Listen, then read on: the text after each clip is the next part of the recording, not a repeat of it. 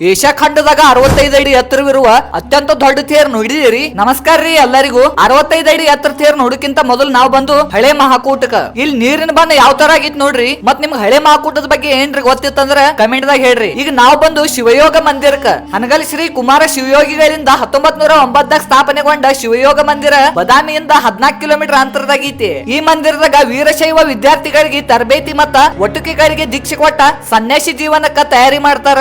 ಇಲ್ಲಿ ಸುಮಾರು 300 ವಿದ್ಯಾರ್ಥಿಗಳಿಗೆ ಸುಸಜ್ಜಿತ ವಿದ್ಯಾರ್ಥಿ ನಿಲಯ ಮತ್ತ ವಾಚನಾಲಯ ಬಿ ಐತಿ. ಮತ್ತೆ ಇಲ್ಲಿ ವಿದ್ಯಾರ್ಥಿಗಳಿಗೆ ಕಠಿಣ ಒಳ್ಳೆ ವಿದ್ಯಾಭ್ಯಾಸ ಕೊಟ್ಟ ನಂತರ ವಿದ್ಯಾಭ್ಯಾಸ ಮುಗಿದ ಬಳಿಕ ಮಠಗಳಿಗೆ ಮಠಾಧಿಪತಿಗಳಾಗ್ತಾರ.